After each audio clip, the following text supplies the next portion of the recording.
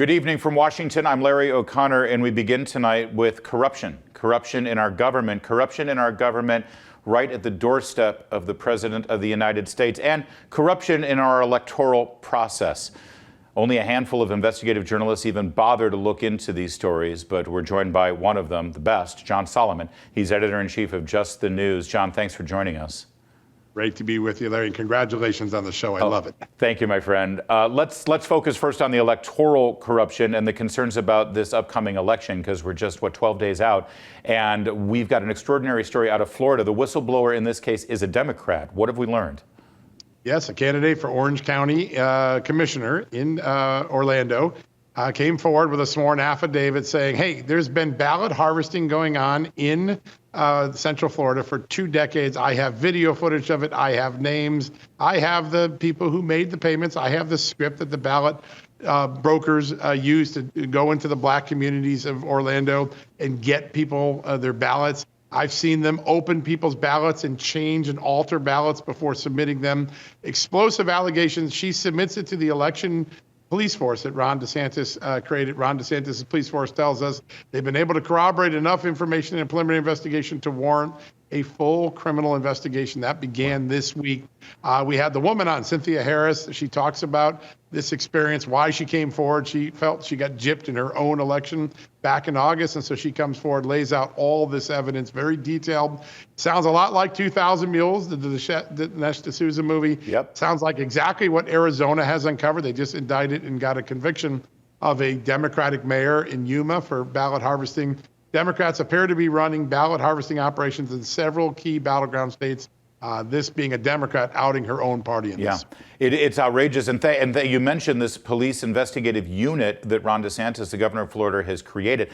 One of the problems with a lot of these allegations that are made is that there is no allocation of funds for a force to investigate it. We always hear from the left, John, there's like, oh, there's no real rampant, widespread voter fraud going on.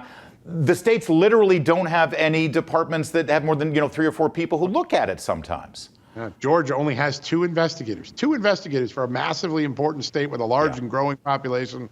Ron DeSantis, I think, created a brand new model. Create a separate expert department that does this full time, get it resourced right, 20, 30 people. You can get to all the cases and give people a greater sense that their elections are secure. And that's all we ask for. Honestly, we should all, win or lose, be able to walk away after Election Day, or, well, election month these days, and at least have confidence, even if you're lost, that it was run fair and square.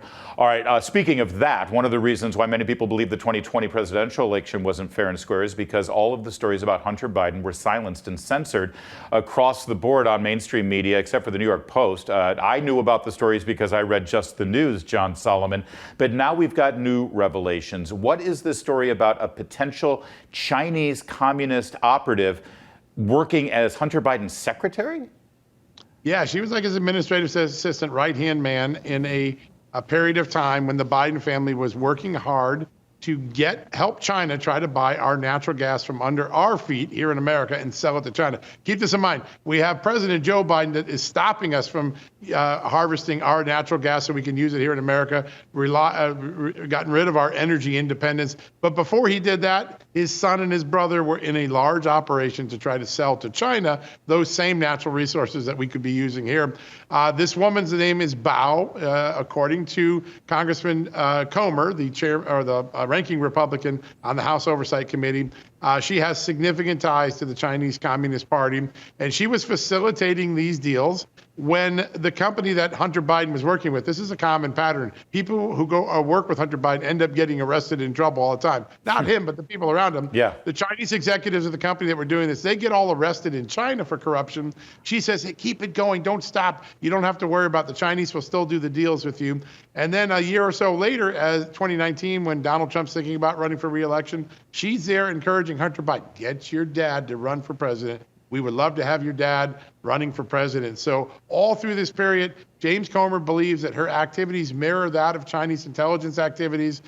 He suggests in the letter that Hunter Biden was more than just having a professional relationship with her. But whatever the case is, they're asking for a security review and asking the FBI, hey, you've known about this for 3 years. We want all your documents because you have a troubling lack of curiosity at the FBI when it comes to Hunter Biden and Joe Biden. Tell me about it. And is this person, this Ms. Bao, I think it's Jackie Bao, is she still here in America, or is she going back? We don't know. That's an open question. We think she went back to China, but we don't have clear evidence one way or the other. That's one of the open questions congressional investigators have right now. Congressional investigator? Oh, you mean like Eric Swalwell? I'm sure he's all over it. Yeah. I also read in this article, or no, actually, the second story out on Hunter Biden here, where Senators Johnson and Senators Grassley has submitted a letter that show over 200 documents that link the entire Biden family, all the way up to the president, with Chinese operatives. What do you know about this?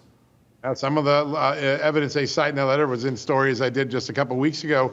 One of the most amazing things, long before Joe Biden was canceling student loan for others, he got an interest-free, cancelable, forgivable loan. His family did, at least, in 2017, 2018 from a Chinese company. $5 million.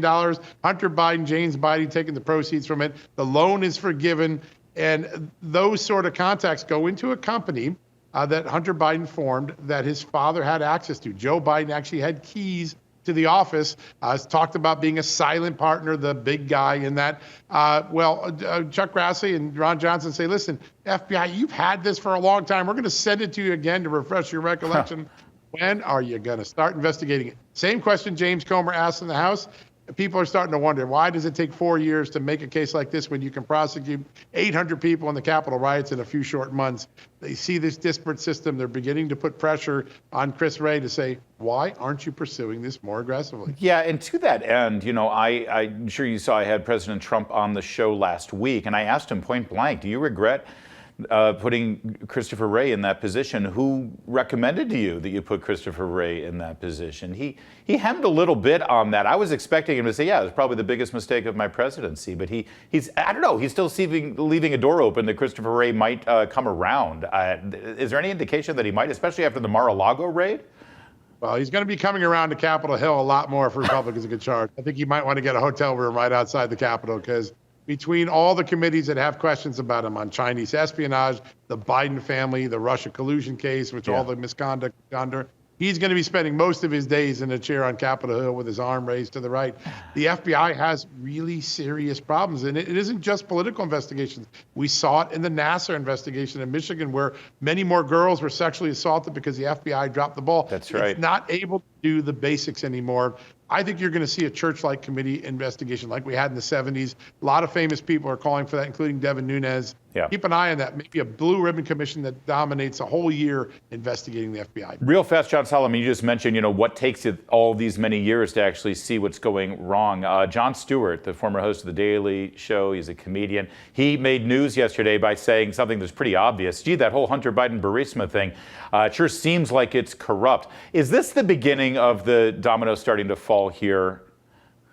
Yeah, you're beginning to see it because they know the evidence. They've had their thumb on. The Democrats have had their thumb on for 3 years, starting when they called my original stories in the Hill disinformation, which it turned out not to be. Yep. It's all coming out now. The avalanche is coming out in January if Republicans have one or both houses of both chambers of Congress. And so you're seeing everybody reposition himself, much like you saw Barack Obama the other day say, oh, hey, I should have supported those protesters in Iran back in 2009. A lot of revisionist history going on in the left right now. Yeah, thankfully, we do have a paper trail, and it leads right back to John Solomon's reporting, his books, and justthenews.com. John, always good to talk to you. Thank you, sir. We'll be in touch.